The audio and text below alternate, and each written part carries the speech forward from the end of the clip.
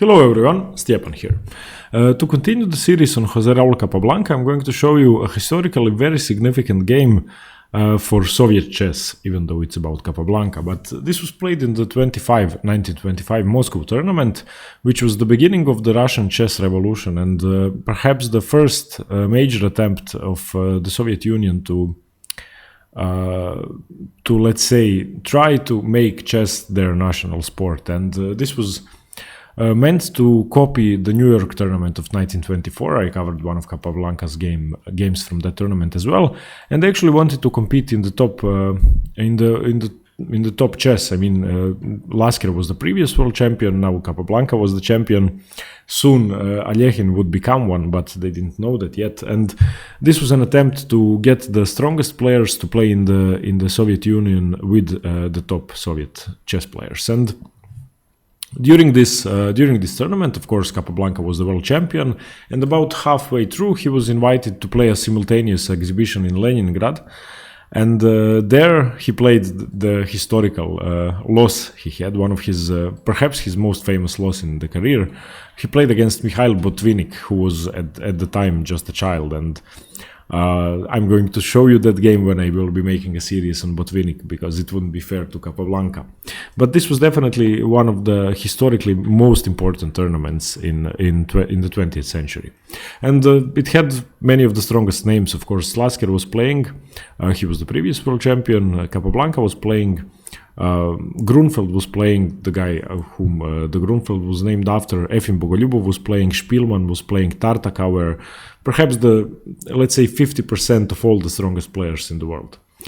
And in this game, Capablanca faced Frank Marshall, of course, another major chess theoretician and one of the biggest old masters of the early 20th century. And Raul Capablanca had the white pieces. We have knight to f3, knight to f6, and after c4, e6, we have now transposed to the English opening and Anglo-Indian or Agincourt defense, depending on how you would like to call it.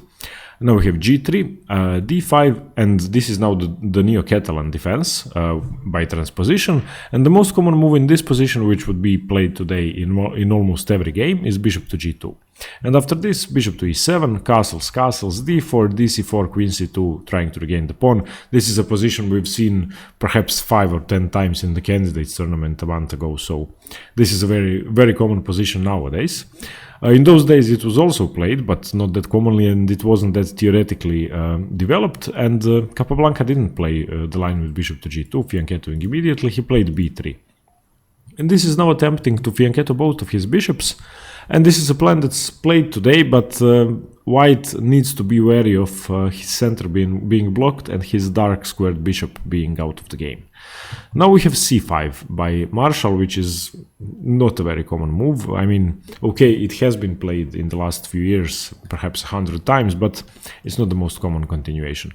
Bishop g2, knight to c6, castles, bishop e7, d3. This is a slight error in the position, and of course, there's always a possibility for black to close down the center after this move. This is why most commonly the move e3 is played in this position, and d3 is simply preventing the move d4 too early. And after that, you can play d3, and if d4 is played, you can take on d4. So most commonly e3 is played in this line. But after d3, we now have castles. Bishop to b2, fianchettoing, d4, closing down the center. And now Capablanca plays a horrible move, positionally and strategically almost completely losing. And if you think about the move for a while, he played e4. The move doesn't make absolutely any sense, and he spent 2 tempi already to fianchetto his bishop, b3, bishop to b2.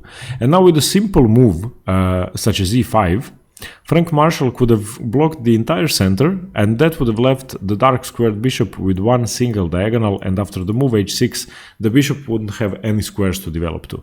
So e3 is taken, f4 is taken, g5 would have been taken, and that of course leaves no room for this bishop. Secondly, this knight will have an awkward time developing, and this rook is going to get into the game in about 10 moves. So this, you can see the engine evaluation on the right side of the board. This would be strategically and positionally almost completely losing for white. And Frank Marshall, unfortunately for him, overlooked this move, and Capablanca didn't get to feel sorry for his mistake. Of course, After the move e4, what Frank Marshall should have done is simply after the move e4 is simply e5. Instead of that, after e4 he played d takes e3, and this now justifies Capablanca's move, and he can now simply play f takes e3. He is now better, he has a stronger center, he's going to push through with d4, and he can decide in which way the position is going to go. So instead of e4, of course, this was a mistake by Capablanca. He should have played e3, simply trying to disrupt the center. And this is a line that has been played today. This has been played by a few very strong grandmasters even last year. And the games would continue with e5, e takes d4, e takes d4, knight to a3, trying to get the knight to c2. And white has a more comfortable time developing. At least you have the f4 square, and you have a chance to disrupt the center with the move b4 or a3, b4. So you have some chances to destroy this structure, and black is better but not winning. But after e4, d takes e3, Marshall's mistake, we have f takes e3, knight to g4, and this position is now, let's say, equal. However, white has a slight edge, and of course much better prospects in the center of the board, and this bishop is looking like probably the strongest minor piece in the position, and that's exactly why Frank Marshall wanted to play bishop to f6 to exchange it. So we have queen to e2, bishop to f6, knight to c3, declining an exchange of bishops, queen to a5. This move, okay, it's attacking the knight, but it doesn't really do much. It lets white improve his pieces. Capablanca brings his rook closer to the center, rook to c1, we have rook to d8, and now h3 is played, chasing the knight away, and in this position white is already much better, because black shouldn't have allowed his knight to be forced off from the square, and he also shouldn't have spent a move on queen to a5, which is absurd.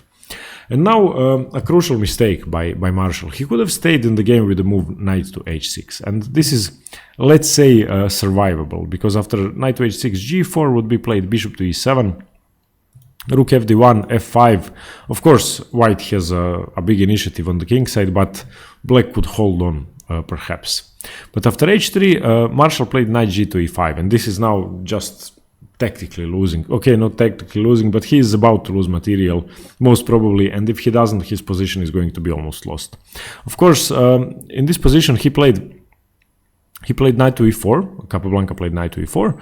This was the best move, in fact, and taking the knight immediately wouldn't be that good, because of course you would allow this bishop to get unleashed on the diagonal. So this move first makes a lot of sense, because you want to uncover your bishop before black does, and you of course are still defending with the queen. So now queen takes a2 was played by Frank Marshall with just... This move can't be justified in any way. This is just a pure blunder. And after knight to e4, what he could have tried was knight takes d3. This was the best attempt. And now after knight takes f6, gf6, still of course winning for white, but okay, better. But after knight to e4, queen takes a2. Now we have the winning combination by Capablanca, and just exploiting every single mistake Marshall made. First, knight takes f6, getting the bishop, gf6, knight takes e5, knight takes e5, and now the best move was the most obvious move, simply taking on f6, and that would have given white a huge attack, an attack that Marshall could never survive. Of course, the knight would be hanging as well, so the knight would have to take, but then the queen would come in, and that's checkmate in a few moves. But he played bishop to e4 first, perhaps trying to show off and trying to prove that he is much better, that he doesn't have to play the obvious rook takes pawn. Now we have bishop to d7, another inaccurate move, rook to a1, winning the queen. And what could he have done? I mean, the best move engine-wise is knight to g6, at least covering the checkmate threats, but that just means that the queen couldn't have been saved anyway. And of course, okay, let me show you what happens. Let's say the queen tries to get away. Let's say queen to a5. Now in this position, queen to h5. And how are you going to survive this? Your h7 pawn is dropping. The best move is queen to c7, and now simply queen takes, king to f8, rook takes f6, and you are not surviving this for long. The knight is dropping off, and this is just busted. So the queen can't really get away. So after bishop to d7 by Frank Marshall, Capablanca just goes on and wins the queen. Rook a1, of course the queen has to take, and now after this move the queen has no more squares. If it stays on the b file as it did, queen to b4, at least protecting it not to lose the entire queen, at least to trade it for a piece. A simple discovered attack by the rook with bishop takes e5, grabbing the knight. Now of course taking the rook would be okay. I mean, it's pretty much the same, but Marshall decides to take on e5, f takes e5, and after rook takes, pawn takes, at least he has a dangerous passed pawn. That's perhaps what his reasoning was, that after a5 he might still have some chances, but of course he doesn't. We have bishop takes b7, grabbing a pawn, rook a to b8, rook takes a7, and now the passed pawns are just gone. There's nothing in the position. b3, queen to b2, bishop to a4, trying to save the pawn, but now simply queen takes e5. Of course, if b2 is played, then queen takes b2. He can't afford that. Bishop to c6, attacking the bishop. Now we have queen to g5 check, king to f8, bishop takes c6, grabbing the bishop. Of course, the point of bishop takes c6 is to connect the rook and queen. And after b2, Marshall sees that the resistance is futile. We have queen to e7 check. This is just a checkmate in 3 moves, and there's nothing else left for black. This is busted. There's no way to save this position. So I just wanted to show you that during the time that at which Capablanca was the strongest perhaps in all of his career, he still played pretty imprecise chess, and I think that's what I like the most about chess from the 20s and the 30s, that you're playing aggressive chess, you're playing chess full of positional mistakes, not full, but sometimes you do play positional and strategic mistakes, but that's a battle of ideas which isn't contaminated with too developed theory just yet. And I think even though this isn't called the romantic era of chess, it could be compared to today's games and today's knowledge the players have. And I think this is a very instructive game for anybody who is trying to play the English opening, and especially this line with b3, bishop to b2, because very often you can get your position pretty cramped like this. And after this was of course a mistake by Marshall, that doesn't matter. But let's say, wait. Okay, in this line. Okay, if you allow this, then you have to know that you are already worse as white, and that the only move you should try is e3, trying to open up the position, and e4 is just absurd. And if you are playing this on the black side, if white offers you e4 on a plate, just close down the position with e5 and be happy you are winning. And black's bishop is dead. You are simply playing a piece up, and that's it. Okay, everybody, I hope you liked this Agincourt, Neo-Catalan, Tarrasch, English, whatever you want to call it. It has transposed several times. I'm going to continue the series on Capablanca with some more games from the Moscow tournament. I'm also doing a series on Bobby Fischer, Wesley So, and some theory on the French defense. Thanks very much for watching, and stay tuned for more chess. Bye!